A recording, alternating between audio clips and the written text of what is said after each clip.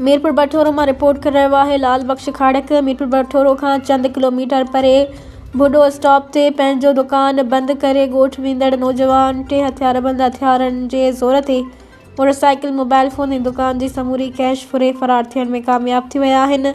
ख़बर मुजिब गुज़िरियल ॾींहुं झिरक शरीफ पुलिस थाणे की हद बुढ़ो स्टॉप से गुलाम क़ादिर समेजो बच्ची नमाज़ बाद पंहिंजो दुकान बंद करे गोठ ताजन समेजो वञी रहियो हो त टे मसला हथियारबंद संदसि रस्ता रोक करे सख़्त तशद्दुद करण बाद ज़ख़्मी हालत में छॾे मोटरसाइकिल मोबाइल फोन ऐं दुकान जी समूरी कैश फुरे फरार थियण में कामयाब थी विया आहिनि। वाटिड़नि ज़ख़्मी के सुञाणण बाद जड़ो झोक थाणे ते इतलाउ करण बाद खेसि तालुका अस्पताल मीरपुर बठोरो में इलाज बाद गोठ रवानो कयो वियो। हितां जे ॻोठाणनि फौरी तौर ते SP सिजावल खां ॾोहारियुनि जी गिरफ़्तारी ऐं फुरे थियल सामान जी वापसी जो मुतालबो कयो आहे।